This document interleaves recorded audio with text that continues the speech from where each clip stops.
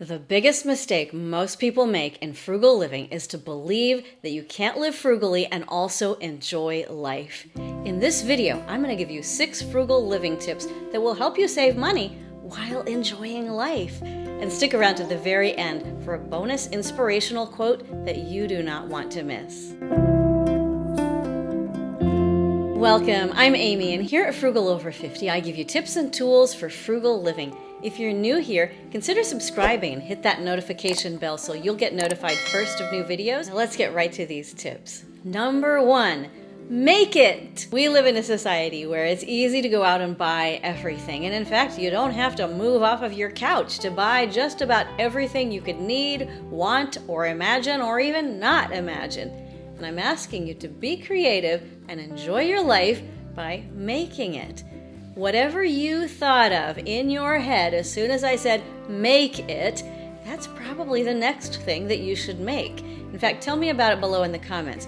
What's your next make it project? My next make it project, as usual, is to bake a loaf of bread or 2. I bake all of the family's bread, and since I started making our bread, my enjoyment in life has increased so much, and our frugal living has increased because I'm not buying bread at the store, and it turns out to be cheaper to buy the ingredients and make it myself, even accounting for the added electricity of using my oven. And it's one of the things that I enjoy making the most. Some of you love to sew clothing or to quilt or to knit or to crochet. Some of you love to repair things. Some of you love to repaint your homes every so often. What can you do? Even if you have to purchase a few resources in order to make a larger thing that will benefit you, that will benefit your family, that you might even share with your larger community, what can you make? There's nothing quite like the satisfaction of making something with your own hands and then seeing the result of that. And the fact that it makes our lives more frugal almost seems like a side benefit, but the two things go together. You're making it, you're being more frugal, you're enjoying life. Number 2, clean it. I know some of you just kind of screamed in agony there. Not all of us enjoy the process of cleaning our houses, our garages, our cars, whatever it is that we have to clean. Whatever came into your head at this exact moment that you thought, oh gosh, that needs to be cleaned, it might not have been a, oh yay, I get to clean it. So some of you I know are like me and we're not huge fans of cleaning. Some of you have asked me about my cleaning routine in hopes that I could inspire you, and I would love it if you would inspire me. I know that when my house is not as clean as I want it, I don't enjoy my life so much. And sometimes that makes me want to go out, do things outside of the house which cost more money. Whereas if I would just take a while and clean it, get the teenagers involved in cleaning it, wash the dog, do the things that we need to do to get the house clean, then we can enjoy being at home a bit more. The world is going to start opening up in a few weeks, in a few months, over the next couple of years, and we are going to want to get out a lot more than we could during the pandemic. That's especially true for those of us who have been mostly at home over the last year or more. But the fact is that home is always going to be the center of where we live, and we want to have a home that's clean enough that we can enjoy being there. It doesn't cost a lot to clean, it just costs some time and a little aggravation. Then you have a place of peace, a place of love, a place of enjoyment, a place where you can dream yourself into a more enjoyable and more frugal future. Number 3, budget for treats. This is something that has just occurred to me in the last few months. You may have been doing this for years and years, and I always thought I couldn't budget for treats. I couldn't budget for things for myself. I could budget for my kids, I could budget for the dog, I could budget for the cat. But for me, oh no, I don't need anything. I am just fine. Well, it turns out, if I just give myself a few dollars with every paycheck that I get, just for me, my enjoyment in life increases so much. And you know what else I've discovered? It helps me to stick to the rest of my budget with much more peace and much more happiness because I've given myself money for a treat. And there's something else that I have discovered recently. I have been talking here about an app that I use called Fetch. Fetch is a way to scan your receipts in order to get points, which add up to cash or gift cards that you can use at your favorite stores. And if you would like to use Fetch, click the link down below and you'll get $2 free just for signing up today. I love Fetch because it gives me, over a period of time and scanned receipts and accumulated points, enough money that I can treat myself at my favorite coffee shop or a special snack at the grocery store, something that I'm using my Fetch rewards to claim. It's a great way to treat yourself in addition to just planning in your regular budget. So I now have 2 ways to treat myself that are budget friendly and that help me to enjoy life. How do you budget for treats? And what are the treats that you like? For me, it's always going to be a fancy coffee. What is your treat that you budget for? Tell me about it. If you're getting value out of this video, would you please give it a like? And then if you haven't yet done so, would you consider subscribing and hitting that notification bell? If you'd like to contribute to the growth of the channel, click the link below for Buy Me a Coffee. Right now, I'm saving up for new gear so I can make better YouTube videos for you. Thank you so much. Let's get back to the tips. Number 4, breathe. What some of you don't know is that in my life outside of making YouTube videos, I'm a music teacher and I've been a singer for many, many years. And in fact, down below in the description, if you scroll way down, you'll see a line that says, hear me sing or listen to me sing or something like that. If you click that link, it'll go to a little tiny YouTube channel where I just occasionally upload songs that I've recorded. I love to sing, and one of the things that singing gives you is the ability to breathe well. Breathe for relaxation. It's very similar to breathing for something like yoga, and I want to demonstrate this breathing technique for you. The first thing that you want to think about is that in order to take a breath, all of your core muscles down below your ribcage need to be relaxed. And when I talk to my choir students about this, I say, this is the quick and easy Amy method of breathing, and it's very simple. Open your mouth and stick out your stomach, just like this.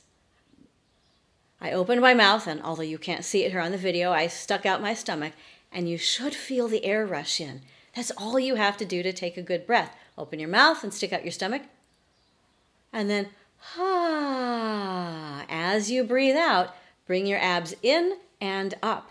Notice that in order to take a really good deep breath, I don't move my shoulders at all. Here, I'm going to take a breath. I didn't make a sound. And I didn't move my shoulders. All I did was I opened my mouth and I stuck out my stomach. Now, if you don't feel like opening your mouth because you're in a public place right now as you're watching this, it's fine. All you have to do really is stick out your stomach and open your airway. Leave your mouth closed and your nose unpinched and you'll be fine. Watch. I just took a huge breath and you couldn't see it, but I feel wonderful. So I would encourage you to try this breathing technique. If you feel your shoulders move up and down, you're not doing it quite right. It's open your mouth, stick out your stomach, feel the air flow in. And then as you blow out your air, you bring your abs in and up, and you're sitting a little taller by the end of it, but you have had a full inhale and a full exhale, and you feel much more at peace, and you haven't done anything except sit there and breathe and enjoy life. Number 5, connect. One of the things that we have all learned as a planet over the last year and a bit more is that we need human connection. And those of us who have not been able to make human connection have really missed it terribly. We've had to find other ways to connect. And beyond that, no matter where we are in the world and no matter what's going on globally, we need to connect with like-minded people.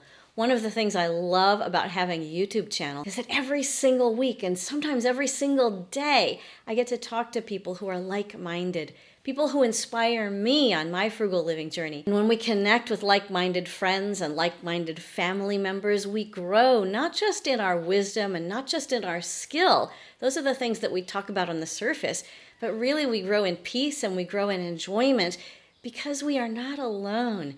We need that human connection as we go through life. Frugal living is not supposed to be isolating. It's not supposed to make you the crazy one in your family and friends. It's supposed to lead you to new people who will really understand, who will really get you.